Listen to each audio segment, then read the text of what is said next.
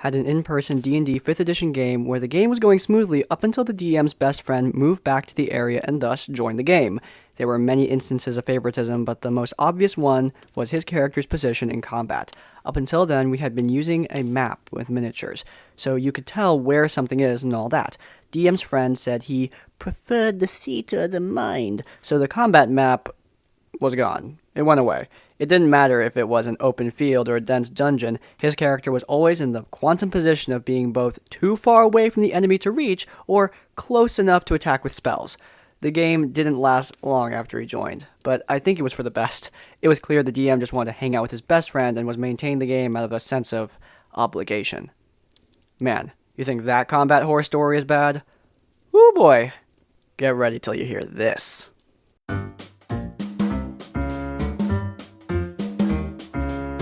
To lay the foundation briefly, it was my first year playing D&D. I played a few one-shot games and participated in a few attempts at a weekly campaign that all fell through for various reasons, but had yet to find a recurring group. Finally, I found a group's advertisement for weekly online games during the pandemic, and checked it out. Things seemed good at first. The group had 2 players who would alternate between DMing their respective campaigns every other week, playing a PC in the other DM's game during their off week. Since the group was small and fairly casual, the arrangement made sense as a way for neither DM to end up feeling left out, and everyone was happy with it. The initial introduction and first few sessions go well, and everyone seems to be having fun. Almost everyone, with the exception being a player we'll call Mike. I don't have all the details on who Mike was outside the game, but not all of the ones I do have are relevant. But to explain the situation I was walking into with Mike in brief, he was the group's original DM who'd brought them all together. The group was composed of returning players who'd played his previous games and enjoyed them enough to decide to stick around. He was also the owner of the server and the one who I'd interviewed with, and whose decision it was to ultimately allow me into the group. So naturally, I was concerned with staying in his good graces. At the start, at least. Initially, things go well. The other players are enjoying my characters and the combat sessions are enjoyable, if repetitive. But after a few sessions of getting to experience Mike both as a DM and a player, little details start to pile up that started to make us both chafe. It became clear Mike's playstyle both as a DM and a player is almost completely combat focused. His campaigns can be summed up as a meat grinder. Even when running modules, we regularly ended up in situations where tons of enemies picked fights with the party and had to be mowed down en masse, while his player characters are ultra specialized fighters who spoke rarely, if at all, and are always the first ones to rush into fights and start killing things. And if they ever actually had a backstory, or a personality, it was never shared. Now, there's nothing wrong with a combat-centric player/campaign. That's just how some people enjoy the game, and I respect that. What started getting under my skin was the immature way he started acting as it became clear our playstyles were at odds with each other. My playstyle is more roleplay heavy, with rogues and warlocks being my favorites for the charisma focus. I enjoy writing and acting out nuanced characters with backstories. So I tend to have dialogue either with NPCs or other players at some point during a session. Not that any of my characters were ever a wuss in a fight, just that I prefer to either try peacefully diffusing situations or using spells / the environment to diffuse them in creative ways. I don't just run up to a guy and immediately start stabbing him with a sword over and over and over again, which is what Mike liked to do whenever we were faced with a problem. Now, it's clear that Mike, being the party's main DM for so long, has left an impression on how the other players in the group view D&D as a whole. They're actually pretty astounded by the characters I'm bringing to the table, and tell me repeatedly they're blown away by the roleplay from what I consider to be pretty average characters. They seem to be jumping at the chance to actually get some roleplay in this game, instead of running straight into the meat grinder. The other DM starts tailoring his adventure accordingly, adding more downtime activities and incorporating backstory stuff into the adventures. Mike did not like that. He never said anything, even when asked privately if he had an issue, but as time went on, he becomes non-responsive to anything that doesn't involve killing things. If he speaks at all, he's very condescending or snappy, and pretty clearly acts like we're all just wasting his time. Each of these instances, except for the very end, could probably be ignored on their own since they were infrequent and the rest of the group was genuinely a treat to play with, but as time went on and Mike's little outbursts became more frequent and noticeable, the little pieces of crap started to pile up and cast a stink over the whole group. A few, but not all, of these instances are: other DM runs a Halloween themed session. Other DM used to be a theater kid, and so likes to use funny voices and actual special effects in the game. He manages to rig up some sort of contraption with fishing wire to levitate his headphones and mic in the video chat, making it look like he was a ghost. Mike doesn't notice, and when I and the other players draw attention to this and compliment other DM on his attention to detail, Mike gets annoyed and states other DM didn't need to go through all that for a simple game. He also starts complaining about other DM wanting to run Tomb of Annihilation as it's a horrible module made to kill people, and other petty BS. What the hell? Honestly, if I had to find a module to cater to this kind of playstyle, I would take a modified version of Tomb of Annihilation or Dungeon of the Mad Mage. Like, isn't that what he wants? A dungeon crawl? An intensive dungeon crawl that's difficult? Anyway, other DM hastily switches mid-game to another module and spends the final quarter of the evening awkwardly apologizing for every one of Mike's complaints, casting a pall over what was otherwise a really enjoyable evening. That time, other DM ran a dungeon crawl game. Mike was playing a big, beefy Echo Knight, and I was playing a sleazy rogue character. Throughout the dungeon, I'm in front, checking the hallway at regular intervals for traps.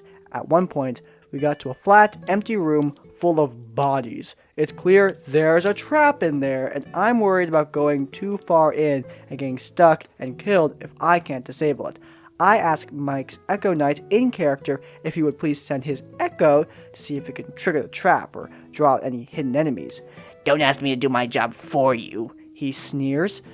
It's made clear if there's a trap I can't find or disable, my squishy low-level rogue is expected to either somehow make it work or take the hit, even if the trap/puzzle is a two-man job. I'm also supposed to be the first one in the room for the fight, even if I've already scouted ahead and confirmed, yes, there's a horde of enemies in there. To be fair, in this instance, I'm a bit sour, not just towards Mike, but the other players, as they saw nothing wrong with my stealth-based character acting as their damage sponge. I try to stay in good spirits, even as Mike and co are laughing perhaps a little too much at me acting out how my goblin has been driven utterly insane by the end from how many times he's taken enough damage to be knocked unconscious during every single fight. During a mid-game break in another game, I ended up alone with Mike and asked him why he seemed to be having a bad time and if there was anything I could do to make him more comfortable. He calls my roleplay self-indulgent and says I've been distracting everyone from the actual game. I was still shrugging off the little outbursts at this point and was genuinely shocked he thought this and was really embarrassed. When everyone comes back from the break, I apologize if I was boring or distracting anyone, and everyone is confused and tells me that they thought no such thing, reassuring me I'm an excellent player, and they love playing with me. Mike spends the rest of the game stewing quietly. It's at this point I start taking notice of the fact Mike seems to have something against me particularly, and his general douchiness isn't just some in-character act. The time that Mike finally decided to roleplay too. We were getting hired to go into the lair of a red dragon that destroyed the home of the local lord and stole a MacGuffin he needed for a dark ritual. Mike is incredibly confrontational with the lord throughout this encounter, since as a servant of justice, he is against attacking people without provocation. His justification was that the dragon hasn't hurt us yet, and the agents of this dragon had helped us when they showed up and killed some unrelated bad guys we'd been fighting earlier.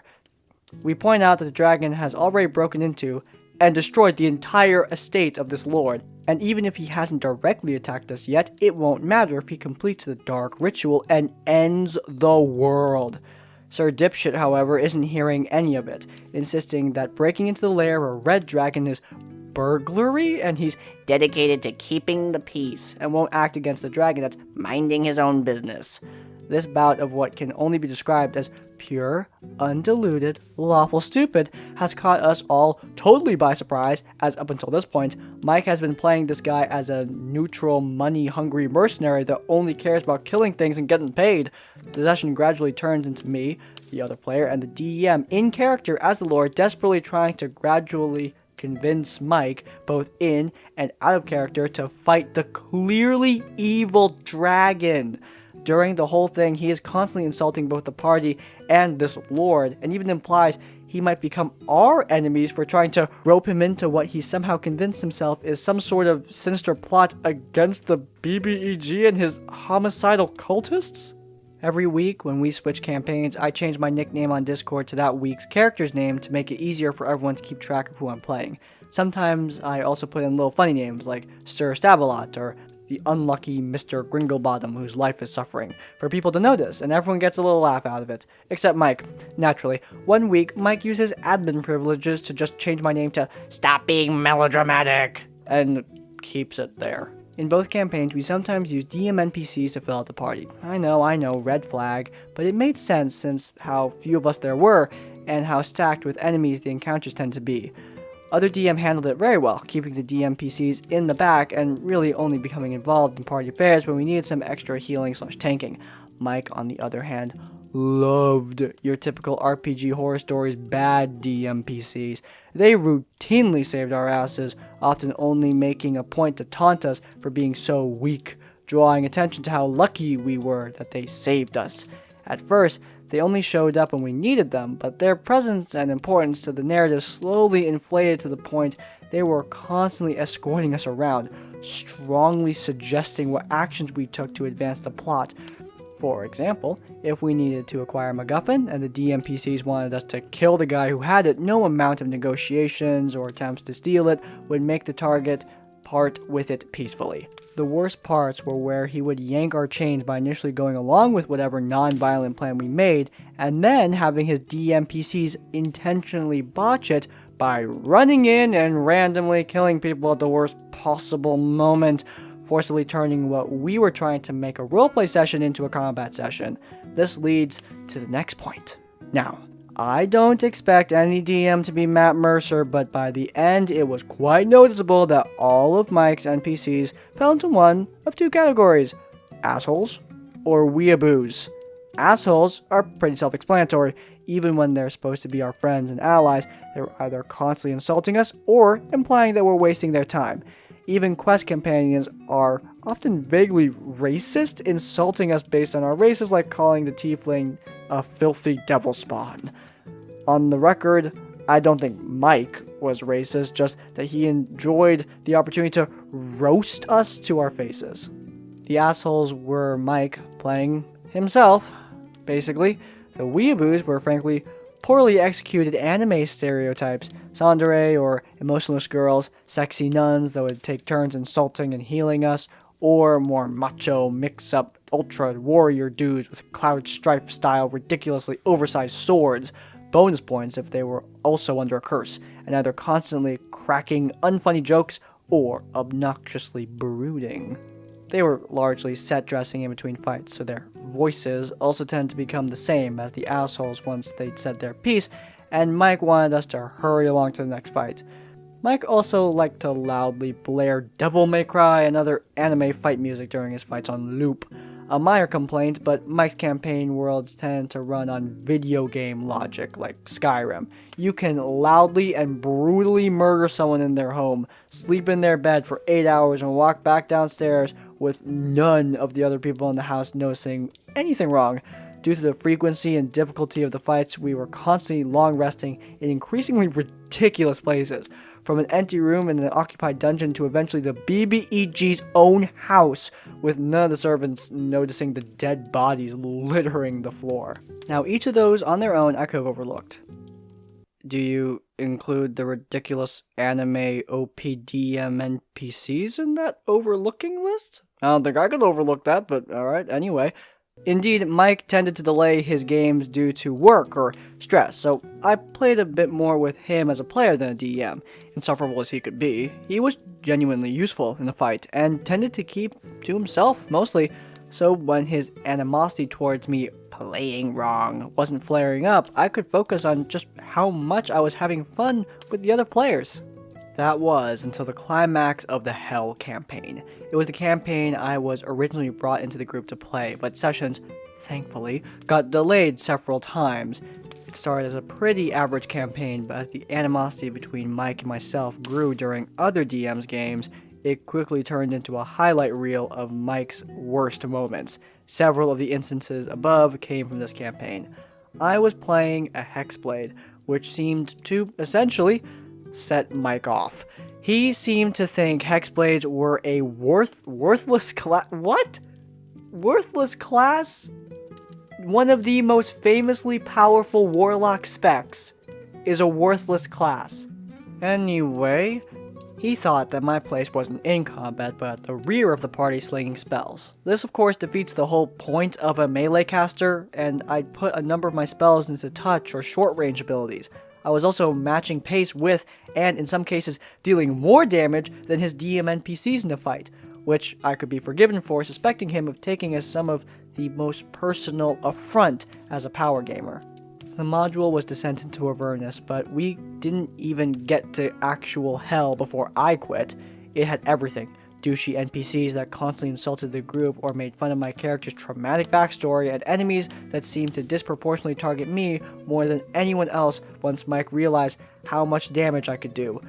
Things rose from a simmer to a boil when we got to the dungeon of the Dead 3 battle.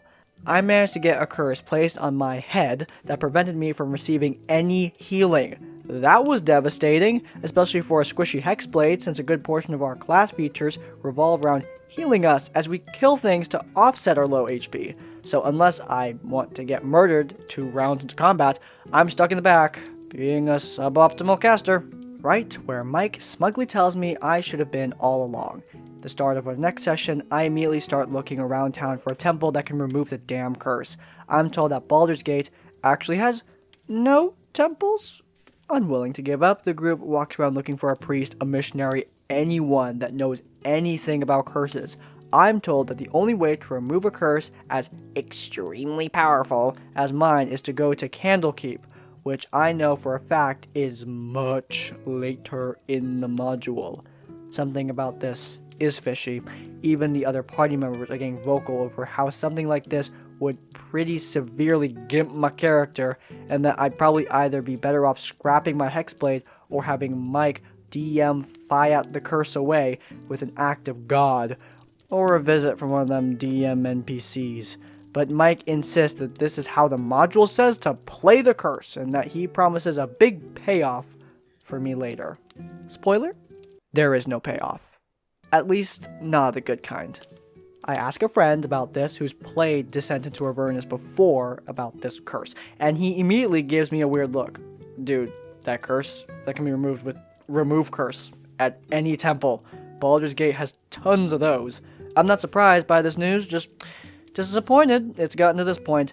Next session rolls around, and I suddenly press Mike a bit about the damn curse, trying to see if I can get him to admit he's altered the curse just to screw with me.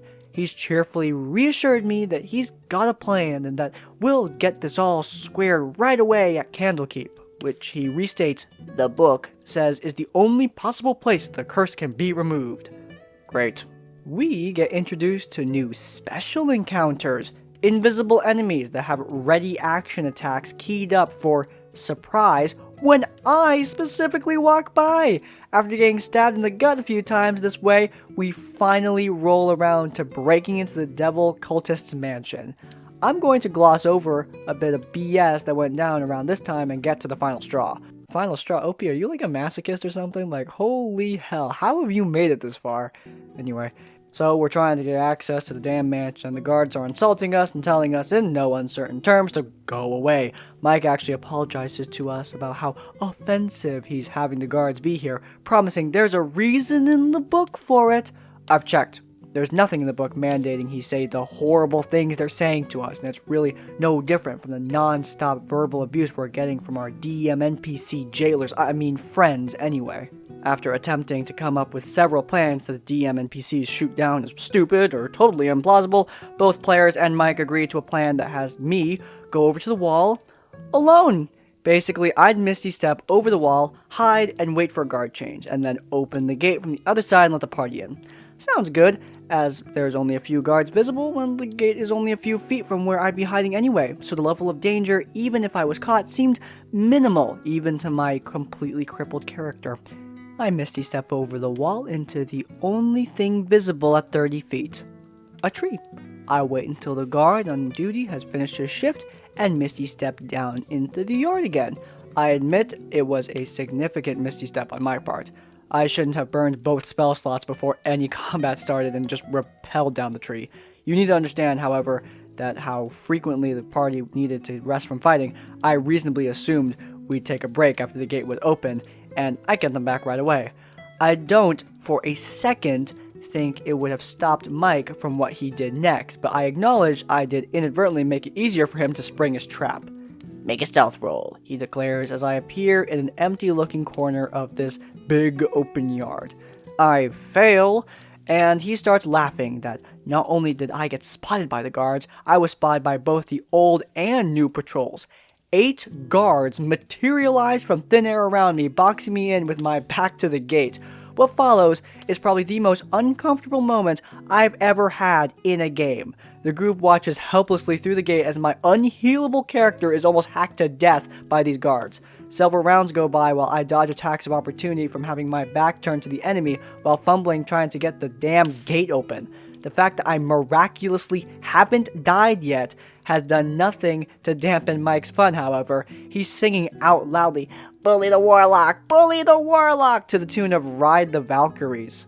Anyway, he's cackling a variety of insults to my characters as he's hacking me to death. "So you're supposed to be an experienced thief, huh? You think you're strong, huh?" By the point I finally get the damn gate open and stumble away 9/10 dead, he's laughing maniacally nonstop like a friggin' lunatic.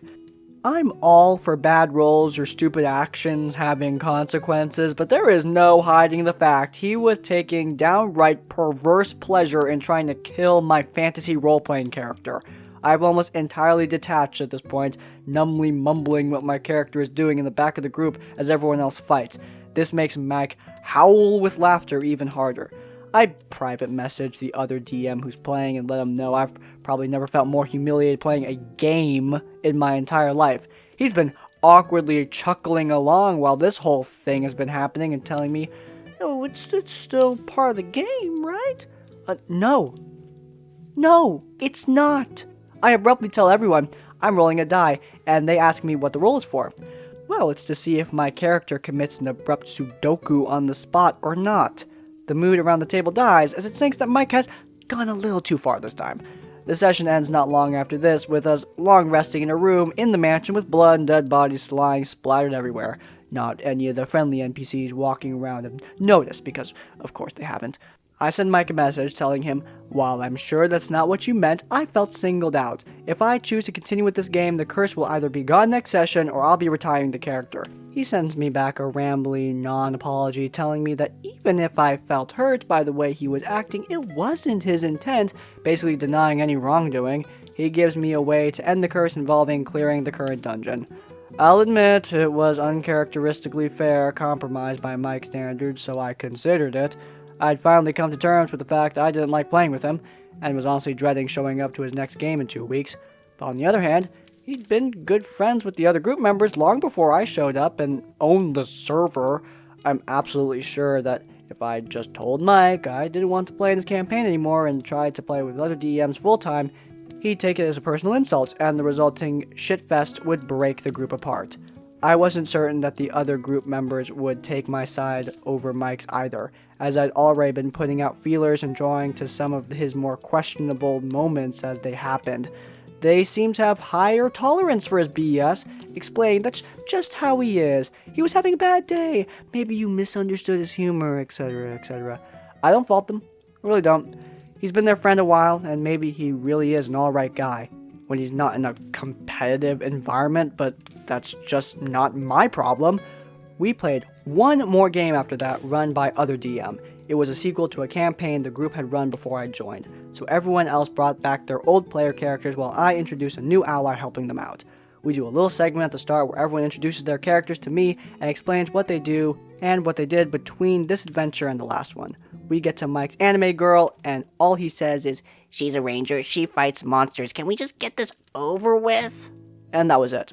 That was the straw that broke the camel's back. Mike was just a genuinely sour person, and I knew he had zero interest in ever trying to change, so I left. After the session finished, I sent out a message to everyone citing personal issues to allow him to save face and avoid drama, and was gone. There is thankfully a happy ending. I immediately started playing with a different group and hit it off immediately with everyone. We're still playing regularly today, and we're all good friends, and I've recently started designing a campaign of my own I hope to run in the near future. Even though I certainly don't miss him, in a way, I suppose I'm grateful to Mike, both for having introduced me to some excellent people I still stay in touch with, as well as showing me how not to behave, both as a player and a DM. Thanks for nothing, Mikey. Whew, boy, that was something. There is so much to unpack here. Now, first and foremost, Mike is playing D&D like a competition. And look, if your whole party has agreed to do some kind of PvP Battle Royale game, that's great. But clearly, the game they're trying to go for is not competitive. Mike treating it like a DM versus player mentality thing is really, really dumb. And frankly, I have no idea why the OP stayed as long as they did. Life is short and D&D is long. You do not have time to waste your time on a bad D&D campaign. No D&D is better than bad D&D, and I don't know why this guy stuck around. But back to the actual subject of the story, it's not the OP's fault. It's obviously Mike. Frankly, there's nothing wrong with Mike's playstyle. Wanting to play a combat-centric character, there's nothing wrong with that. Combat-centric dungeon crawly campaign, nothing wrong with that. However, if you are in a group where people are starting to gravitate towards a style that you don't enjoy, there is nothing wrong with leaving. What you don't do is get pissy and start throwing a fit every time they play a game in a way that you don't like. Because it's a game. You have the freedom to play however you want. You have the freedom to enjoy the game in a style that you like. However, your party members have that same right. If you're not enjoying the campaign that they're running, there's nothing wrong with leaving and finding a different campaign. It's like if I were to play Dark Souls and complain that I don't enjoy the game. Well, of course I don't. Dark Souls isn't made for a player like me. I should find a game that better suits my needs. And the same thing goes for D&D. I run really high roleplay games. However, if a player was to come to me and ask me to not do that, I would simply tell them that unfortunately I don't think our styles would mix and they should find a different game. And there's nothing wrong with that. It's a totally valid way to solve a pretty simple solution in my eyes. Finding a different game is okay, and it's what Mike should have done to begin with. I understand that you want to play with your friends, but at the end of the day, it's better to just find a group that fits your style better than to ruin the game for your friends. And beyond that, Mike is a selfish, childish asshole, so yeah, there's that too. But unfortunately, there's no piece of advice I could give that can fix that issue. If you guys enjoyed this ultra-long episode of RPG Horror Stories, then please do leave a like. If you want to see more content from me, including 2 big interviews coming up in the next couple of weeks, then please do hit subscribe. I'm really excited for that. If you guys want to leave your own stories or thoughts, go down to the comments down below. If you can't think of a comment, leave the comment man-child to let me know you guys made it to the end of the video. And that's just like, comment, subscribe. I will see you all next time. Farewell.